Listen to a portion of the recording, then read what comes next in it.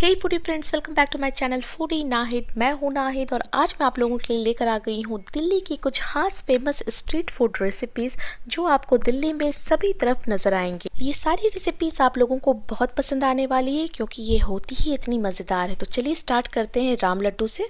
दिल्ली के बहुत सारे गलियों में, स्ट्रीट पर, सरोजनी नगर में, लाजपत नगर में ये आमतौर से आपको बिकते हुए नजर आएंगे। और ये राम लड्डू देखने में बिल्कुल लड्डुओं की तरह होते हैं, गोल गोल, जो बाहर से क्रिस्पी और अंदर से बहुत ज़्यादा सॉफ्ट होते हैं और जिन्हें सर्व किया जाता है फ्रेश मूली और मूली के पत्तों की चटनी के साथ। तो इस टेम्पटिंग डिश को आप ज़रूर एक बार ट्राई करिएगा। तो मैं यहाँ पर सबसे पहले राम लड्डू के साथ सर्व की जाने वाली ग्रीन चटनी बना रही हूँ, जिसके लिए मैंने यहाँ पर लिए हैं मूली के कुछ फ्रेश पत्ते जो 50 ग्राम है और इसे मैंने अच्छे से पानी से वॉश करके रख लिया है। और साथ ही मैं ले रही हूँ फ्रेश हरी धनिया पत्ती, जस्ट उसके आधी क्वांटिटी में, यानी 25 ग्राम मैंने यहाँ पर हरी धनिया पत्ती ली है। इसे भी मैंने अच्छे से पानी से वॉश कर लिया है। और साथ ही हमें चाहिए 1 नींबू का रस, 1/2 इंच एक अदरक का टुकड़ा, 3 से 4 हरी मिर्ची अपने टेस्ट के अकॉर्डिंग, और साथ ही में 4 से 5 लहसुन की कलियां ली हैं। इन सभी को हमें पीसना है और पीसते वक्त मैं इसमें आधा छोटा चम्मच नमक डालूंगी और नमक डालकर इन सभी को पीसकर एक ग्रीन चटनी हमें तैयार करनी है। तो ये देखिए, यहाँ पर ग्रीन चटनी मैंने पीस कर तैयार कर ली है। मैं आपको इसका टेक्सचर दिखा दे रही हूँ। बिल्कुल इसी तरीके से आपको बनाना है, इसे तैयार करना है। तो चलिए अभी से मैं साइड में रख देती हूँ और अपने आगे के स्टेप पे हम लोग चलते हैं। अब हम बनाएंगे राम लड्डू। राम लड्डू बेसिकली नमकीन पकौड़े हैं जिन्हें चना दाल और मूंग दाल से तैयार किया जाता है। और इन पकौड़ों का शेप छोटे छोटे लड्डुओं की तरह होता है जो बाहर से क्रिस्पी और अंदर से सॉफ्ट होते हैं और खाने में बहुत ही टेस्टी होते हैं। तो इसे क्रिस्पी बनाने के लिए मैं यहाँ पर ले रही हूँ चना दाल और इसे सॉफ्ट बनाने के लिए अंदर से मैं यहाँ पर ले रही हूँ पीली मूंग दाल, जो बिना छिलके वाली मूंग दाल होती है वही वाली। ये दोनों दालें हमें इक्वल क्वांटिटी में यानी बराबर लेनी है। जिस कप या कटोरी से आप चना दाल ले रहे हैं, सेम कप या कटोरी से आपको मूंग दाल भी लेनी है। इन दोनों दाल को आपको साफ से अच्छे से पानी से धोकर पानी में फुला देना है, यानी सोक करने के लिए रख देना है।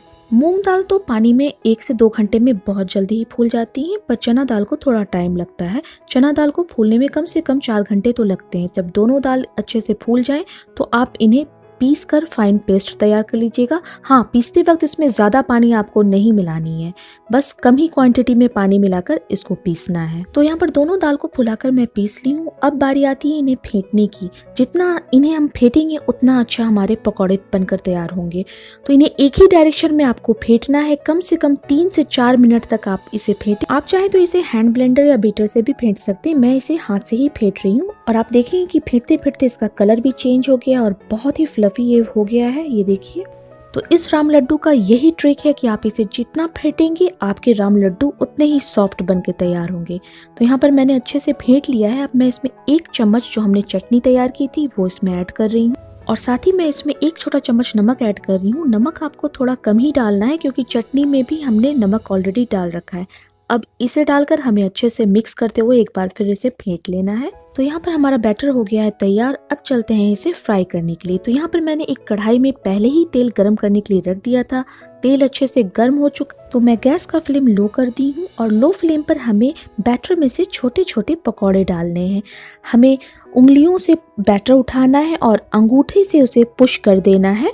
आप यहाँ पर गौर करें कि जैसे ही तेल में हमने बैटर डाला है, हमारे जो पकौड़े हैं वो तेल में तैरने लगे, फ्लोट होने लगे। इसका मतलब है कि हमने बहुत ही अच्छे से बैटर को फेंटा है और एक परफेक्ट राम लड्डू बनाने के लिए हमें बैटर को बहुत अच्छे से फेंटना जरूरी है। आप जितना अच्छा इसे फेंटेंगे आपके राम लड्डू उतने ही सॉफ्ट और क्रिस्पी बनकर तैयार होंगे। तो यहाँ पर एक एक करके मैं बैटर में से पकौड़े डालते जा रही हूँ। यहाँ पर इसका जो साइज होता है, आप लड्डुओं की तरह छोटे छोटे ही बनाएंगे तो ज़्यादा बेटर होगा। दिखने में भी वो खूबसूरत लगते हैं, खाने में तो खैर होते ही हैं। अब इन पकौड़ों को हमें धीमी आंच पे फ्राई करना है क्योंकि तेज आंच पे फ्राई करेंगे तो बाहर से तो ये लाल हो जाएंगे पर अंदर से ये कच्चे रह जाएंगे। तो इन्हें बाहर से क्रिस्पी और अंदर से सॉफ्ट बनाने के लिए हमें इसे धीमी आंच पर ही फ्राई करने हैं। अब इस स्टेज पर मैं आपको बताना चाहूंगी कि ये पकौड़े अंदर से भी पक चुके हैं और बाहर से भी इसमें लाइट गोल्डन कलर आ चुका है।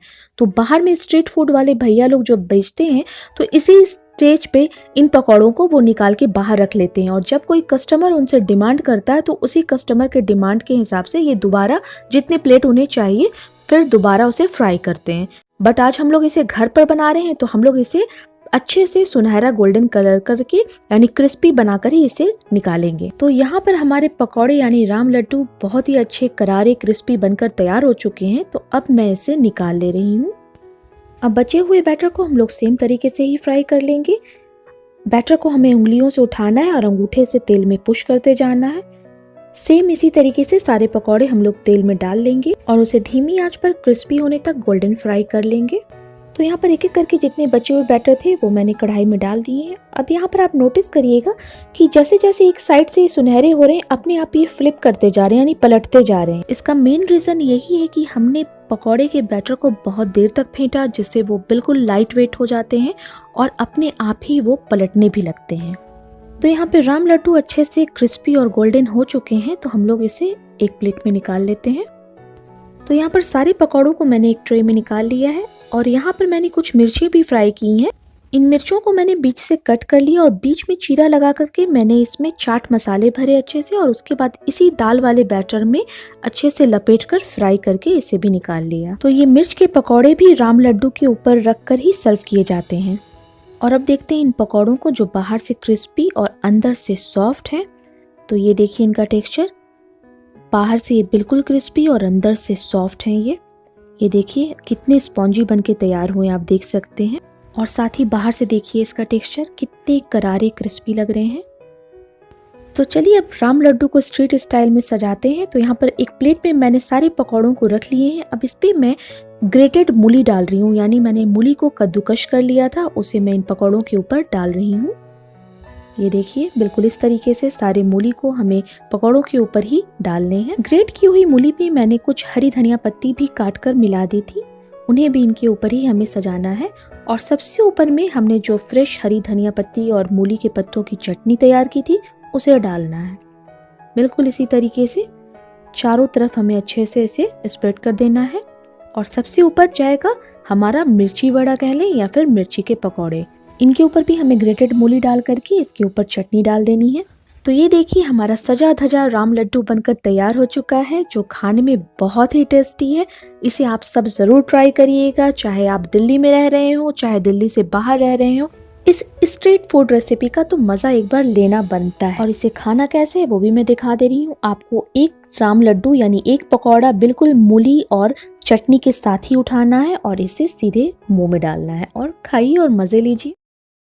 जब भी हम लोग स्ट्रीट फूड का नाम लेते हैं तो हम लोगों के जहन में सबसे पहले जो नाम आता है वो है चाट। और चाट तो सभी जगह की बहुत ही टेस्टी होती है, चाहे मुंबई की चौपाटी की चाट हो, चाहे दिल्ली वाली चाट हो, चाहे यूपी की हो, चाहे बिहार की, चाहे एमपी उड़ीसा की चाट हो। तो भाई साहब चाट जहाँ की भी हो टेस्टी तो होती ही है। तो इस जायकेदार चाट को चलिए आज हम भी बनाते हैं। इस चाट को बनाने के लिए हमें चाहिए सूखे हुए मटर। तो सूखे हुए मटर बाजार में आपको आसानी से मिल जाते हैं। ये हरे कलर में भी होते हैं, सफ़ेद कलर में भी होते हैं। तो मैं यहाँ पर सफ़ेद वाले मटर का यूज़ कर रही हूँ। मैं यहाँ पर 2 कप सफ़ेद मटर को रात में ही भिगोने के लिए रख दी थी और अब तक ये देखिए बहुत अच्छे से फूल चुके हैं। अब मैंने इसे साफ से धो लिया है और इसका सारा एक्स्ट्रा पानी निकाल दिया है। तो यहाँ पर इस चाट को बनाने के 2 तरीके हैं। या तो आप बिल्कुल सिंपल तरीके से इसमें 1 छोटा चम्मच हल्दी और टेस्ट के अकॉर्डिंग नमक डालकर इसे उबाल लीजिए और इसके उबालने के बाद फिर सारे प्रोसेस जो चाट में होते हैं, ऊपर से दही, चटनी, प्याज, मिर्च, चाट मसाला डाल करके आप चाट तैयार कर सकते हैं। पर मैंने यहाँ पर आपको बताया था कि मैं 2 in 1 रेसिपी बना रही हूँ, तो मैं इसे छोले की तरह तैयार करूँगी। तो यहाँ पर मैंने एक प्रेशर कुकर में 1 बड़ा चम्मच ऑयल डाल दिया है और तेल अच्छे से गर्म हो चुका है। तो मैं इसमें एक तेज़पत्ता डाल रही हूँ और साथ में 1 छोटा चम्मच जीरा भी ऐड कर रही हूँ। तो इस तरीके से तैयार किए हुए छोले को आप कुलचे के साथ और पूरी के साथ भी सर्व कर सकते हैं। जीरा अच्छे से क्रैकल हो गया है तो अब मैं इसमें आधा छोटा चम्मच हींग ऐड कर दी हूँ। अब इन सभी को एक बार अच्छे से मिक्स कर लेंगे। अब मैं इसमें ऐड कर रही हूँ 1 बड़ा प्याज जिसे मैंने बारीक काट लिया है। इसे भी एक बार स्टर कर लेंगे। प्याज अच्छे से सॉफ्ट हो चुकी है तो अब मैं इसमें 1 बड़ा चम्मच अदरक लहसुन का पेस्ट ऐड कर रही हूँ। साथ ही कुछ पाउडर मसाले, आधा छोटा चम्मच हल्दी पाउडर, 1 बड़ा चम्मच लाल मिर्च पाउडर, 1 बड़ा चम्मच धनिया पाउडर, आधा छोटा चम्मच जीरा पाउडर और हाफ छोटा चम्मच गरम मसाला पाउडर। नमक आपको यहाँ पर अपने टेस्ट के अकॉर्डिंग डालना है। मैं यहाँ पर 1 छोटा चम्मच ऐड करती हूँ। अब इसमें जाएगा 1 बड़ा टमाटर जिसे मैंने रफली चॉप कर लिया है। इन सभी मसालों को हमें अच्छे से मिक्स कर लेना है। अब इसमें थोड़ा पानी ऐड कर देंगे जिससे मसाला भूनते वक्त जले नहीं, और इसे लगातार मिलाते हुए हमें भूनना है। बीच बीच में आप इसे स्टर भी करते रहें जिससे मसाला जले नहीं। इसे भूनने में हमें 2 से 3 मिनट लगता है हाई फ्लेम पर। मसालों को भूनते हुए हमें 2 से 3 मिनट हो चुके हैं और आप देख सकते हैं कि काफ़ी अच्छे से मसाला भुन चुका है।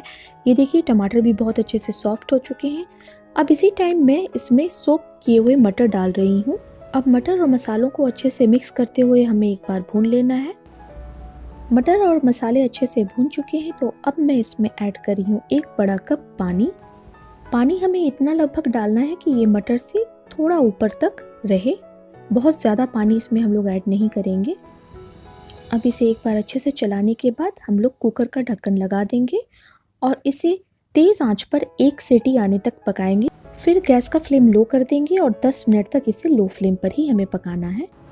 10 मिनट हो चुके हैं। अब मैं ढक्कन हटाकर चेक कर रही हूँ तो यहाँ पर आप देख सकते हैं कि मटर बहुत अच्छे से सॉफ्ट हो चुका है, पक चुका है। तो अपने चाट और छोले के लिए हमें बिल्कुल ऐसा ही सॉफ्ट सा मटर चाहिए था। तो ये छोले, हमारे जो मटर के छोले हैं, ये बनकर तैयार हैं। तो हमारी रेसिपी जो थी वो 2 in 1 रेसिपी थी जिसमें से मटर के छोले तो तैयार हो चुके हैं। अब आप इसमें अपने ज़रूरत के हिसाब से पानी ऐड कर सकते हैं, चाहे ½ कप चाहे 1 कप फुल। और इसकी जैसी भी आपको ग्रेवी, थिक ग्रेवी रखनी है वैसी आप रख सकते हैं। अब मैं इसमें से तेज़पत्ता निकाल के साइड कर दे रही हूँ। अब मैं इसमें 1 बड़ा चम्मच बारीक कटी हरी धनिया पत्ती भी ऐड कर दे रही हूँ। इसे भी हमें अच्छे से मिक्स कर लेना है। इस गर्मा गर्म छोले को आप इसी टाइम रोटी के साथ, फिर कुलचे के साथ या फिर पूरी के साथ, किसी भी चीज़ के साथ आप इसे एंजॉय कर सकते हैं। तो चलिए इस मटर के छोले बनाने के बाद अब हम लोग अपनी दूसरी रेसिपी तैयार करते हैं, यानी मटर की चाट। अब हम लोग तैयार करेंगे आलू की टिक्की, और आलू की टिक्की के लिए मैं यहाँ पर ले रही हूँ 4 बड़े साइज के बॉयल आलू। आप चाहे तो इसे ग्रेट भी कर सकते हैं, मैं यहाँ पर इसे मैश कर रही हूँ। आलू को अच्छे से मैंने मैश कर लिया है। अब मैं इसमें टेस्ट के अकॉर्डिंग नमक डाल रही हूँ, 1 छोटा चम्मच भुना हुआ जीरा, आधा छोटा चम्मच काला नमक, आधा छोटा चम्मच लाल मिर्च पाउडर, आधा छोटा चम्मच हल्दी पाउडर, आधा छोटा चम्मच अदरक लहसुन पेस्ट। अगर आप लहसुन नहीं खाते हैं तो आप उसे ना डालें। अब टिक्की की बाइंडिंग के लिए, उसे बांधने के लिए कि फ्राई करते वक्त वो टूटे नहीं, हमें इसमें कुछ ना कुछ ऐड करना होगा। तो मैं यहाँ पर ऐड कर रही हूँ 1 बड़ा चम्मच कॉर्नफ्लावर। आप चाहे तो अरारोट या मैदा का भी यूज़ कर सकते हैं यहाँ पर, या फिर आप ब्रेड की स्लाइस को कट करके उसके साइड वाले हिस्से को हटा दीजिए और बीच वाले वाइट वाले पार्ट को काट करके इसमें ऐड कर सकते हैं। तो ऑप्शन हमारे पास कई हैं, पर कोई भी चीज़ ज़्यादा नहीं डालनी है जिससे टेस्ट बिगड़ जाए। अब मैं इसमें ऐड कर रही हूँ 1 बड़ा चम्मच बारीक कटी हुई हरी धनिया पत्ती, और इन सभी को हमें अच्छे से मिक्स कर लेना है। ये टिक्की बहुत ही टेस्टी बनकर तैयार होती है। आप चाहे तो इसे एज अ स्नैक्स भी खा सकते हैं, शाम की चाय के साथ भी ले सकते हैं, या फिर स्टार्टर की तरह भी इसे आप अपने मेनू में शामिल कर सकते हैं। तो ये देखिए हमारे टिक्की के लिए आलू और मसाले अच्छे से मिक्स हो चुके हैं। तो चलिए अब इन आलूओं से हम टिक्की बना लेते हैं। तो इसके लिए सबसे पहले मैं अपने हाथों में ऑयल लगाकर इसे ग्रीस कर ली हूँ अच्छे से। तेल लगाने से आलू हाथों में चिपकेंगे नहीं। अब इसके छोटे छोटे हमें बॉल्स लेने हैं और अच्छे से इसे गोल करते हुए हमें इसे फ्लैट शेप दे देना है टिक्कियों का, बिल्कुल इस तरीके से। और ये लीजिए हमारी एक टिक्की बनकर तैयार हो चुकी है। इसी तरह एक एक करके हम सारी टिक्कियाँ बनाकर पहले तैयार कर लेंगे और उसके बाद उसे शैलो फ्राई करेंगे। तो ये देखिए यहाँ पर सारी टिक्कियाँ बनाकर पहले मैंने तैयार कर ली हैं। अब चलिए इसे हम लोग शैलो फ्राई करते हैं। तो उसके लिए मैंने एक पैन गैस पे रख दिया है और इसमें 1 चम्मच ऑयल मैं डाल दी हूँ। तेल अच्छे से गर्म हो चुका है। अब मैं इसमें एक एक करके सारी टिक्कियाँ डालती जाऊंगी। टिक्की फ्राई करते वक्त हमें गैस का फ्लेम मीडियम रखना है, जिससे टिक्कियाँ जले नहीं, और अच्छा सुनहरा गोल्डन कलर आने तक हमें इसे एक साइड से सेक लेना है। और जब एक साइड से अच्छा सुनहरा गोल्डन कलर आ जाएगा तब हम लोग इसे पलटकर दूसरे साइड से भी अच्छे से सेक लेंगे। टिक्की में बहुत अच्छा कलर आ चुका है। अब मैं सारी टिक्की को पलट दे रही हूँ और दूसरी साइड से भी सुनहरा होने तक इसे हमें फ्राई कर लेना है। तो आप यहाँ पर देख सकते हैं कि सिर्फ 1 चम्मच कॉर्नफ्लावर का यूज़ करने से हमारी आलू की टिक्कियाँ टूट नहीं रही हैं और काफ़ी क्रिस्पी भी तैयार हो रही हैं बनकर, और इनका टेस्ट भी बिल्कुल परफेक्ट है। तो कोई भी चीज़ ज़्यादा नहीं डालनी है, हमें अंदाज से ही डालनी चाहिए जिससे टेस्ट मेंटेन रहे। तो ये लीजिए, बातों बातों में हमारी टिक्कियाँ भी बनकर तैयार हो चुकी हैं। तो इस टेस्टी गर्मा गर्म आलू की टिक्की को आप सॉस के साथ या फिर ग्रीन चटनी के साथ भी इंजॉय कर सकते हैं। पर आज इस आलू की टिक्की को हमने मटर चाट के लिए तैयार किया है। तो चलिए अब आगे के स्टेप की तरफ बढ़ते हैं। तो हमारे आलू की टिक्कियाँ और छोले तो तैयार हो चुके हैं। अब यहाँ पर हम लोग कुछ वेजीज को कट कर लेंगे और ग्रेट करके रख लेंगे। तो यहाँ पर मैं ले रही हूँ ग्रेटेड चुकंदर या बीटरूट, बारीक कटे हुए प्याज, बारीक कटी हरी मिर्च, ग्रेटेड मूली, बारीक कटी हुई हरी धनिया पत्ती और ग्रेटेड गाजर। अब मैं चाट के ऊपर डालने के लिए कुछ नमकीन ले रही हूँ। आप इसके जगह पापड़ी, बारीक वाले सेब या फिर आलू के चिप्स किसी भी चीज़ का यूज़ कर सकते हैं। तो हमारी चाट से रिलेटेड जितनी भी चीज़ें हमने तैयार की हैं वो सारी चीज़ें हम यहाँ पर इकट्ठा कर ले रहे हैं। चाट को और टेस्टी बनाने के लिए मैं यहाँ पर कुछ पाउडर मसाला ले रही हूँ, जिसमें 1 बड़ा चम्मच भुना हुआ जीरा पाउडर है, 1 चम्मच चाट मसाला, 1 चम्मच काला नमक और 1 चम्मच लाल मिर्च पाउडर। इसे भी हम लोग साइड में रख देंगे। तो चलिए अब हम लोग चाट का प्लेट सजाना स्टार्ट करते हैं। तो इसके लिए सबसे पहले एक प्लेट में मैं आलू की टिक्की रखती हूँ और उसके ऊपर मैं जो मटर के छोले हम लोगों ने तैयार किए थे वो डाल रही हूँ। चाट को सुपर टेस्टी बनाने के लिए हम लोग यहाँ पर यूज़ करेंगे खट्टी मीठी इमली की चटनी, हरी धनिया की चटनी और दही। इस चटनी और दही का यूज़ जिन्हें हम सर्व कर रहे होंगे चाट, उनके टेस्ट के अकॉर्डिंग हमें उनके प्लेट में डालना है। तो इसे भी हम साइड में रख देते हैं। तो चलिए अपनी चाट के प्लेट को वापस सजाने के लिए, तो इस पर अब मैं डालूंगी भुना हुआ जीरा पाउडर, काला नमक, चाट मसाला, लाल मिर्च पाउडर। ये सभी चीज़ आप अपने टेस्ट के अकॉर्डिंग ही डालिएगा, या फिर आप जिन्हें सर्व कर रहे हैं उनके टेस्ट के अकॉर्डिंग आप डाल सकते हैं। अब इसके ऊपर जो हम लोगों ने ग्रेटेड मूली, गाजर, चुकंदर रखे थे वो सब हमें बारी बारी से डाल देने हैं, और उसके ऊपर बारी बारी से आप चटनी, दही, जिन्हें जैसा खाना है, तीखा या जिन्हें चटपटा मीठा जैसा खाना है उनके टेस्ट के अकॉर्डिंग आप डालते जाइएगा। और सबसे ऊपर पापड़ी, सेब या जो भी नमकीन आपके पास मौजूद हो आप उसे डाल सकती हैं। और ये देखिए, मैं भी यहाँ पर ये नमकीन सबसे ऊपर में डाल दे रही हूँ। तो ये लीजिए, हमारी कलरफुल टेम्पटिंग सी चाट की प्लेट बनकर तैयार हो चुकी है, और जितनी ये देखने में अच्छी लग रही है उतनी ही खाने में भी बहुत टेस्टी है। तो अब वेट किस बात की है, जल्दी जाएं और चाट बनाने की तैयारी करें। दिल्ली की famous street food chole kulche की रेसिपी। जी हाँ फ्रेंड्स, बहुत ही मज़ेदार रेसिपी है, और अगर बाहर नहीं निकल पा रहे हैं तो फिर देर किस बात की है, मेरी इस रेसिपी को ट्राई करें। बिल्कुल वही स्ट्रीट फूड वाला टेस्ट आपको मेरे इस छोले कुलचे में खाने को मिलेगा। वो सारे सीक्रेट मसाले जो छोले कुलचे वाले भैया लोग अपने छोले में डालते हैं, वो सारी चीज़ें आपको मेरी इस रेसिपी में देखने को मिलेंगी। और साथ में बहुत ही सॉफ्ट कुलचे हम लोग घर पर ही तैयार करने वाले हैं, बिल्कुल मुलायम, सॉफ्ट, बहुत ही इजी से टूटने वाले और बहुत ही बेहतरीन। तो फिर देर किस बात की है, चलिए अपनी इस छोले कुलचे की रेसिपी को बनाना स्टार्ट करते हैं। सबसे पहले हम लोग कुलचे का डो तैयार करेंगे। तो कुलचे के डो के लिए मैं यहाँ पर ले रही हूँ 1 कप गर्म पानी, और उसमें 1 छोटा चम्मच चीनी ऐड करती हूँ। चीनी को अच्छे से चम्मच से मिक्स कर लेंगे जिससे चीनी अच्छे से पानी में घुल जाए। और अब मैं इसमें डाल रही हूँ 1 बड़ा चम्मच इंस्टेंट ईस्ट। ये इंस्टेंट ईस्ट है तो ये बहुत जल्दी एक्टिव हो जाता है, और अगर आपके पास ईस्ट नहीं है तो आप इसके जगह पर 4 बड़े चम्मच दही के साथ 1 छोटा चम्मच बेकिंग पाउडर और 1/4 चम्मच बेकिंग सोडा ऐड कर सकते हैं। और अब यहाँ पर मैं ले रही हूँ 2 कप मैदा, और साथ में इसमें डाल रही हूँ 1 छोटा चम्मच नमक। और अब इसमें डालेंगे 2 बड़े चम्मच मिल्क पाउडर। मिल्क पाउडर हो तो आप लोग ज़रूर डालें, इससे कुलचे का टेस्ट बहुत ज़्यादा बढ़ जाता है। और अगर आपके पास मिल्क पाउडर ना हो तो आप जो पानी से हम लोग जब इसको नीट करते हैं, गूंथते हैं इसका आटा, तो उसके जगह आप इसे दूध से गूंथ सकते हैं। और अब इसमें डालेंगे 2 बड़े चम्मच ऑयल। आप चाहे तो इसके जगह बटर भी डाल सकते हैं। अब इन सभी चीज़ों को अच्छे से मिक्स कर लेना है। और अब मिक्स करने के बाद अब यहाँ पर हम लोग बीच में थोड़ा स्पेस बना करके ईस्ट वाला मिक्सचर जो हम लोग ने अभी तैयार किया था गर्म पानी में, वो ऐड कर देंगे। और इसे डालने के बाद इन सभी को अच्छे से मिक्स करते हुए हमें एक सॉफ्ट आटा तैयार करना है कुलचे का। मैं यहाँ पर स्पैचुला से ही सारी चीज़ें मिक्स कर रही हूँ। आप चाहे तो हाथ से भी आटे को गूंथ सकते हैं। और अब इसमें थोड़ा थोड़ा पानी मिक्स करेंगे और इसका सॉफ्ट डो तैयार करना है हमें।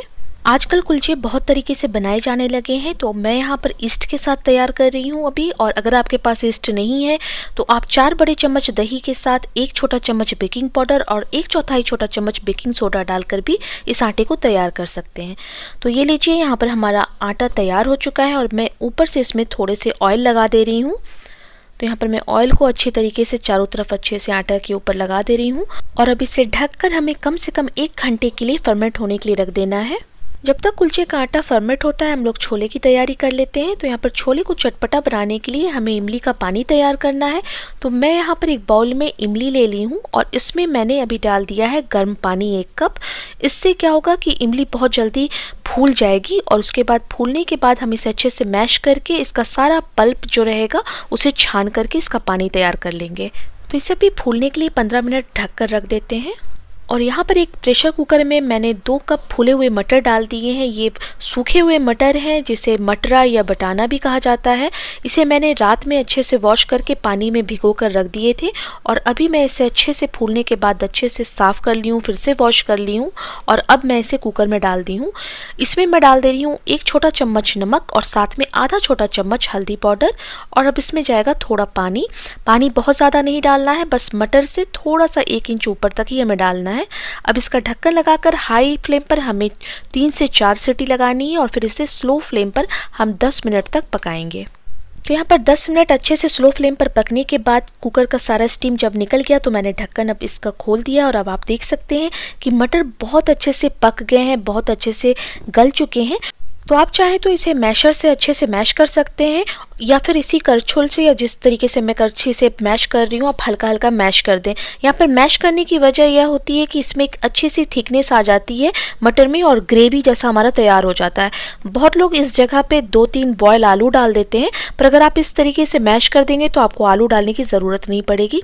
तो ये देखिए हमारी मटर बनकर तैयार हो गई है और इसकी गाढ़ी थिकनेस भी आप देख सकते हैं। तो बिल्कुल ऐसी ही ग्रेवी वाली कंसिस्टेंसी हमें चाहिए थी। और अब इसे मैं एक बाउल में निकाल ली हूँ और इसमें हम लोग ऐड करेंगे सारे मसाले जो इसे चटपटा बनाएंगे। तो यहाँ पर मैं डाल रही हूँ इसमें थोड़े कटे हुए प्याज और इन सभी चीज़ में से मैं थोड़े थोड़े बचा कर भी रखूँगी जो बाद में गार्निशिंग के वक्त डालूंगी। और अब डाल रही हूँ मैं इसमें कटे हुए टमाटर और साथ ही इसमें जाएंगे बारीक कटी हुई हरी मिर्चें। मिर्च आप अपने टेस्ट के अकॉर्डिंग कम या ज़्यादा कर सकते हैं। बारीक कटी हुई हरी धनिया पत्ती, बारीक कटी हुई अदरक के जूलियन। और इसे चटपटा बनाने के लिए अब इसमें जाएगा हरी चटनी। इसकी रेसिपी ऑलरेडी मैंने अपने चैनल पर दे रखी है, डिस्क्रिप्शन बॉक्स में मैं इसका लिंक दे दूंगी। और अब इसमें हम लोग डालेंगे इमली का पानी। जो इमली हमने फुलाई थी उसे अच्छे से मैंने छान लिया है और अब इसमें मैं 2 बड़े चम्मच भर भर के इमली का पानी डाल रही हूँ। यहाँ पर खट्टा तीखा सब आप लोग को अपने टेस्ट के अकॉर्डिंग डालना है। और अब मैं इसमें डाल रही हूँ 1/2 टेबल स्पून भर के भुना हुआ ज़ीरा पाउडर और 1/2 टेबल स्पून ही भर करके भुना हुआ धनिया पाउडर। ये हमारे चाट को बहुत ही चटपटा बनाता है। और साथ ही इसमें जाएगा आधा छोटा चम्मच चाट मसाला पाउडर, आधा छोटा चम्मच काला नमक, आधा छोटा चम्मच फ्रेश कुटी हुई काली मिर्च। अब इन सभी को अच्छे से मिला लेंगे। तो लग रहा है ना बहुत ही चटपटा। तो ये देखिए हमारे छोले कुलचे के छोले तो बनकर तैयार हो गए हैं, बहुत ही टेस्टी है। तो अब चलते हैं हम लोग कुलचे की बनाने की तैयारी कर लेते हैं। तो ये देखिए यहाँ पर आटा बहुत अच्छे से फर्मेंट हो चुका है, जस्ट डबल हो चुका है। जितना हमने इसे नीट करके गूंद के रखा था उसका डबल हो चुका है। अब इसे एक बार अच्छे से और मिक्स कर लेंगे। फर्मेंट होने के बाद ये आटा और ज़्यादा सॉफ्ट हो चुका है। तो यहाँ पर मैंने इसे एक बार और अच्छे से गूंद लिया है और अब इसके छोटे छोटे लोई तोड़ करके इसके छोटे छोटे पेड़े बना लेने हैं इस तरीके से, ये देखें। और अब इसे हम लोग बेल लेंगे। इसे आप चाहे तो राउंड यानी सर्कल शेप में या फिर आप लंबाई में इसे बेल सकते हैं, ओवल शेप में।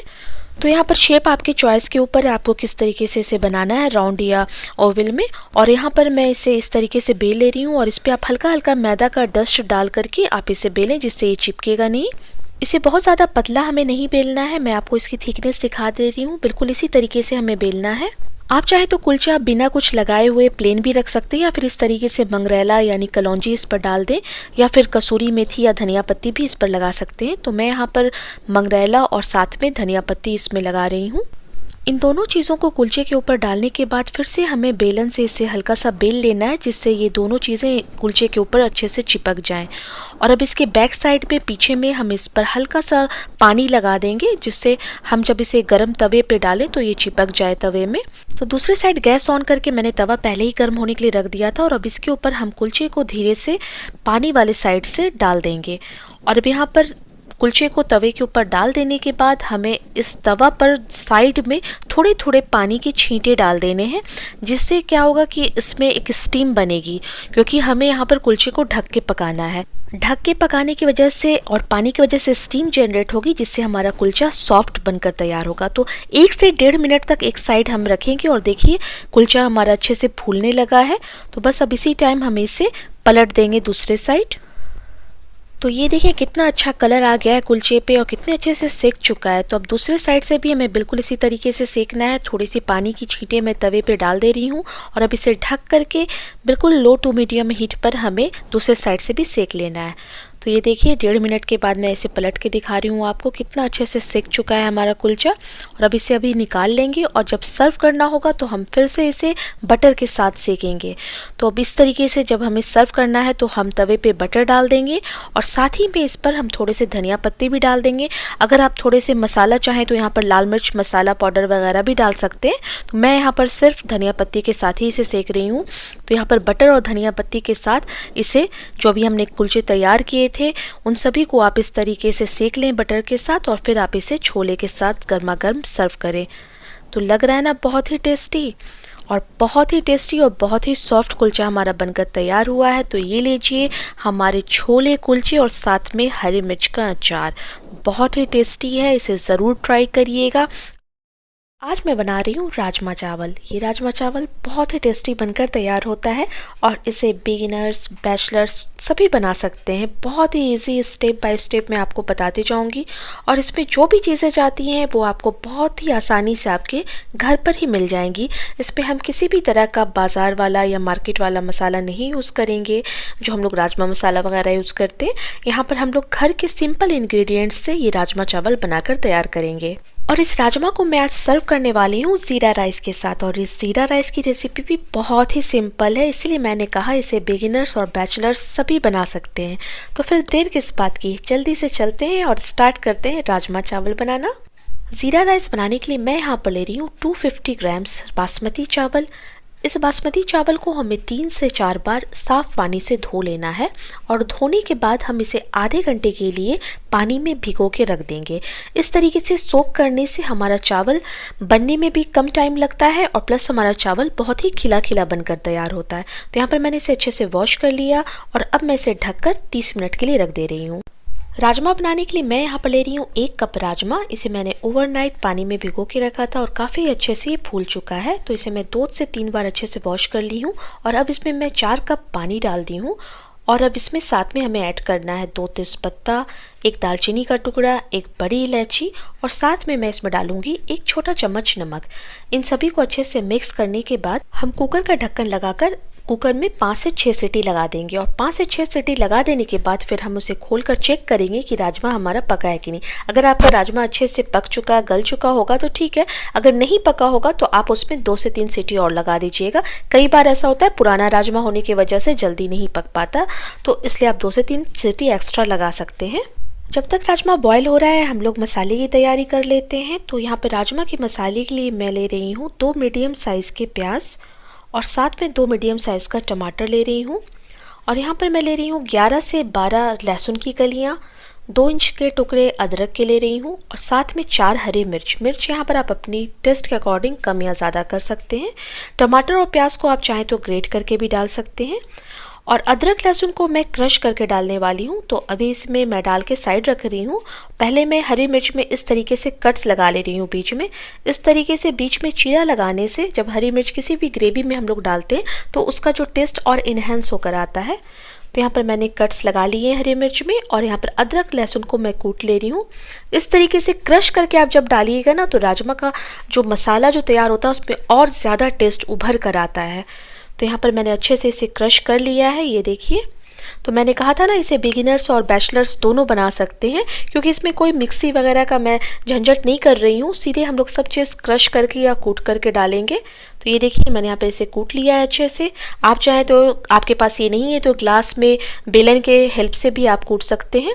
और यहाँ पर ये कद्दूकश करने वाला सभी के घर रहता है, तो इस तरीके से हम इसमें ग्रेट कर लेंगे टमाटर को। तो यहाँ पर मैंने दोनों टमाटर को अच्छे से ग्रेट कर लिया है, ये देखिए।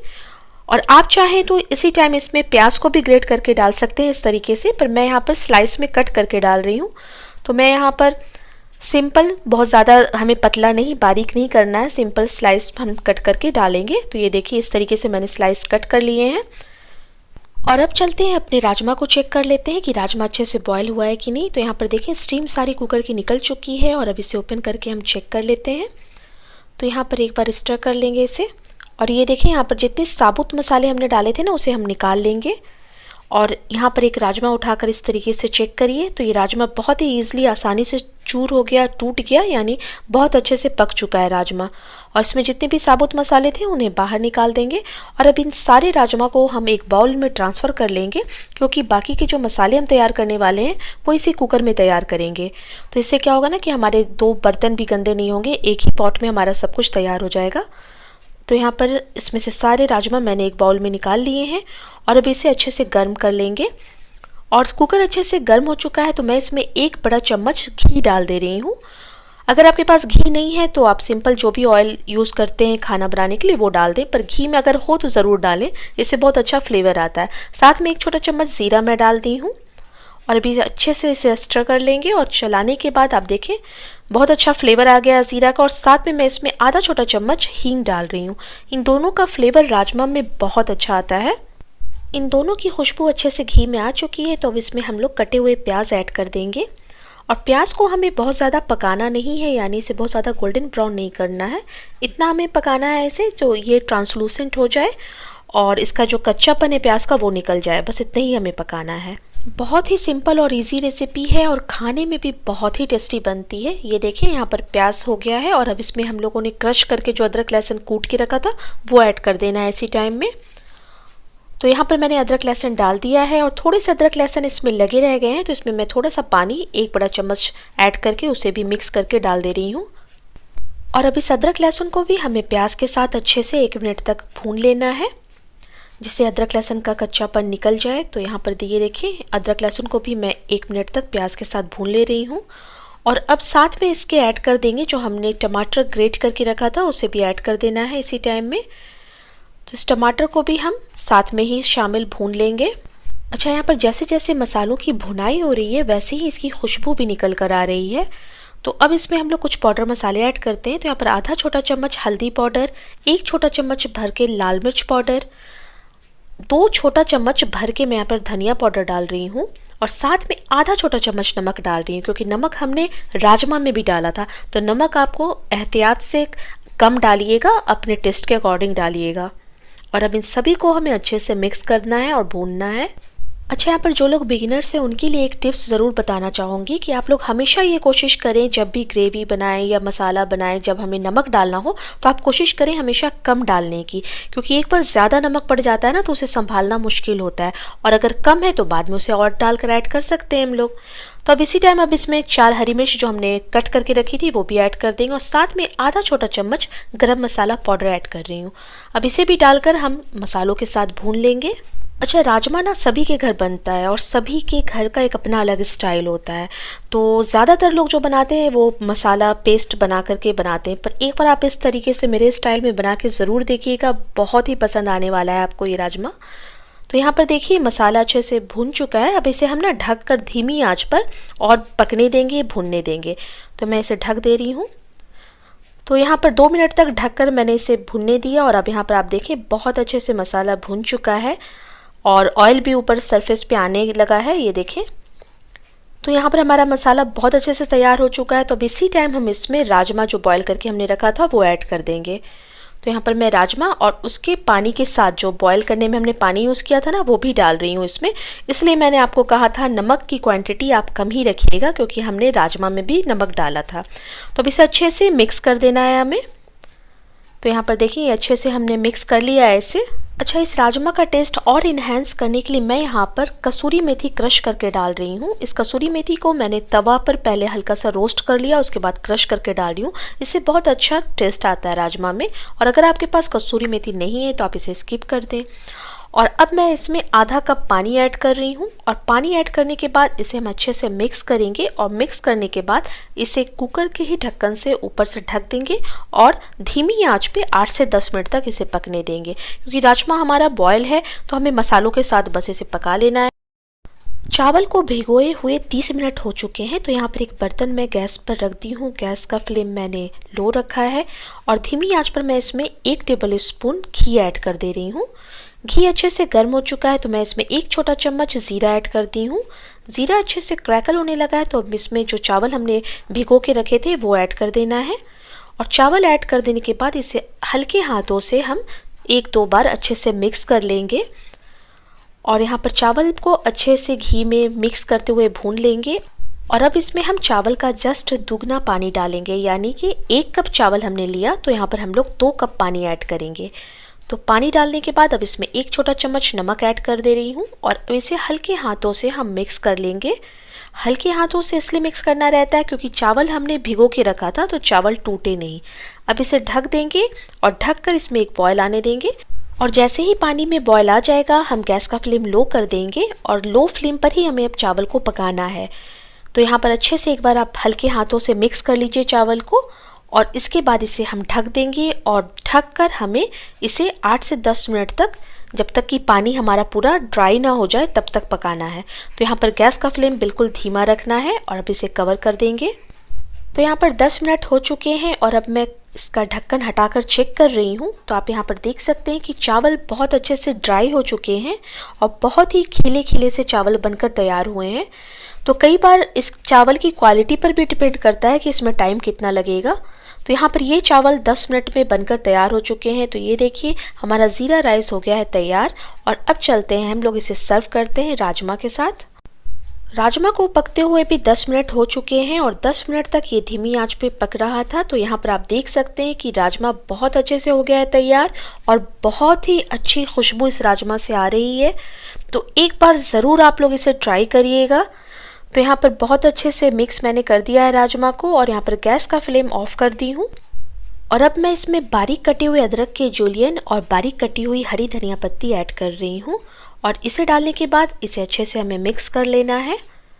और यहाँ पर ये बहुत अच्छे से मिक्स हो गया है, इसके सारे फ्लेवर भी इसमें आ गए हैं। और अब मैं इसे डिश आउट कर रही हूँ और इसे हम सर्व करेंगे गर्मा गर्म जीरा राइस के साथ।